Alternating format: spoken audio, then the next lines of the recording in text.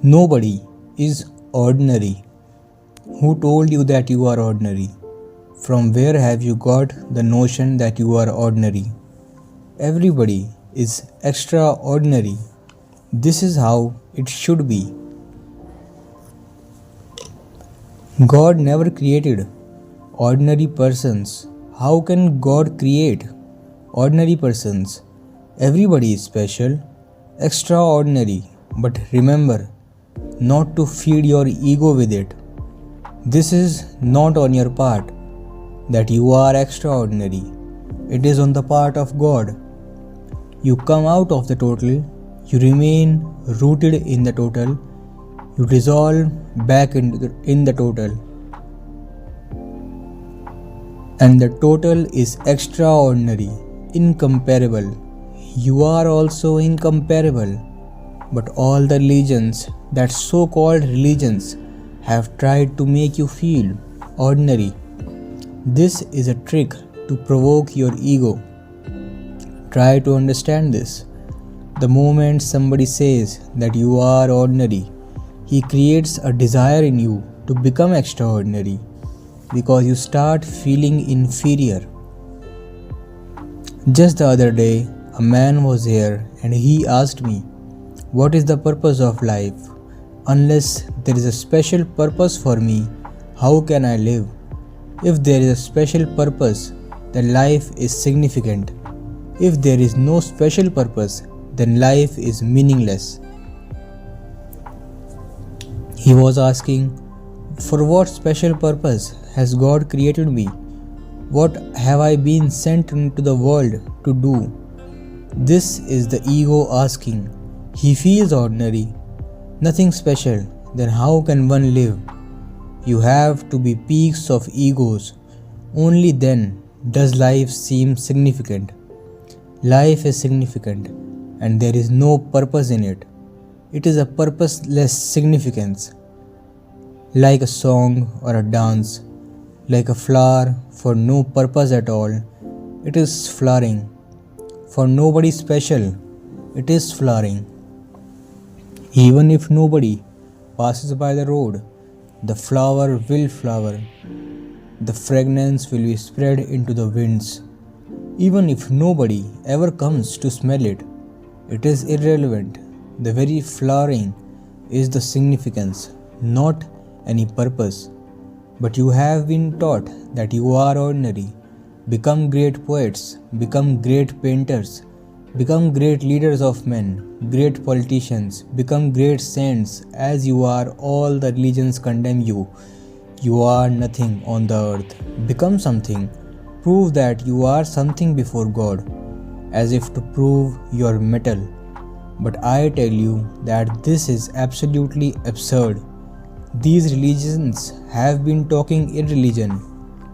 There is no need for you to prove anything. The very phenomenon that God has produced you is enough. You are accepted. God has mothered you. It is enough. What more can you prove? You need not be great painters. You need not be great leaders. You need not be great saints. There is no need to be great because you are already great. This is my emphasis. You are already that which you ought to be. You may not have realized it, that I know. You may not have encountered your own reality, that I know. You may not have looked within yourself and seen the emperor within, that I know. You may be thinking that you are a beggar and trying to be an emperor, but as I see you, you are already the emperor. There is no need to postpone your celebration. Immediately, right this moment, you can celebrate. Nothing else is needed. To celebrate, life is needed, and life you have. To celebrate, being is needed, and the being you have. To celebrate, trees and birds and stars are needed, and they are there. What else do you need? If you are crowned and caged in a golden palace, then will you celebrate? In fact, then it will become more impossible. Have you ever seen an emperor laughing and dancing and singing in the streets? No, he is caged, imprisoned. Manners, etiquettes. Somewhere, Bertrand Russell has written that when, for the first time, he visited a primitive community of aboriginals living deep in some hills, he felt jealous, very, very jealous. He felt that the way they danced, it was as if everybody were an emperor. They had no crowns, but they had made crowns with leaves and with flowers. Every woman was a queen. They didn't have any kohinoors, but whatsoever they had was too much, was enough. They danced the whole night, and they fell asleep there on the dancing ground. By the morning, they were again back to work. They worked the whole day, and again by the evening they were ready to celebrate, to dance. Russell says, that day I felt really jealous. I cannot do this. Something has gone wrong in the way. Something frustrates within you. You cannot dance, you cannot sing, something withholds. You live a crippled life. It has never been meant for you to be crippled. But you live a cribbed life. You have a paralyzed life. And you go on thinking that being ordinary, how can you celebrate? There is nothing special in you. But who told you that to celebrate something special is needed? In fact, the more you are after the special, the more and more it will become difficult for you to understand. Be ordinary. Nothing is wrong with ordinariness, because in your very ordinariness, you are extraordinary. Don't bother about the conditions to decide when you will celebrate. If you bother about fulfilling certain conditions, do you think that then you will celebrate? You will never celebrate. You will die a beggar. Why not right now? What are you lacking? This is my observation. If you can start right now, suddenly the energy is flowing, and the more you dance, the more it will flow, the more capable you become. The ego needs conditions to be fulfilled, not life. Birds can sing and dance, ordinary birds. Have you ever seen any extraordinary bird singing and dancing? Do they ask that they first have to be a Ravi Shankar or Yehudi Menuhin?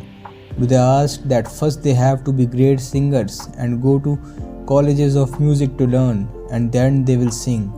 They simply dance and simply sing.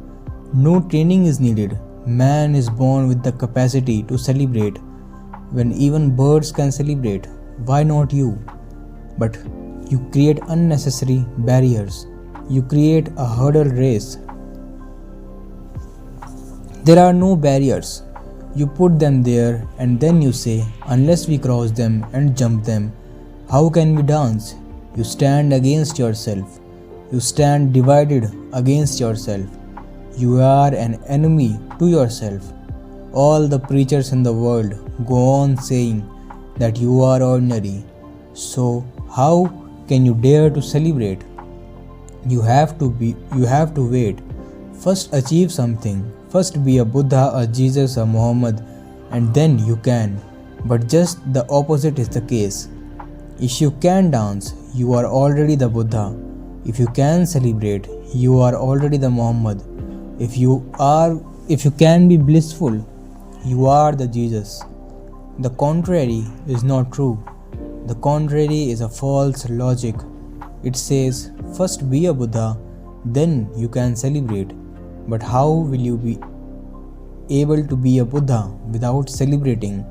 I say to you, celebrate, forget everything. In your very celebration, you will find that you have yourself become a Buddha.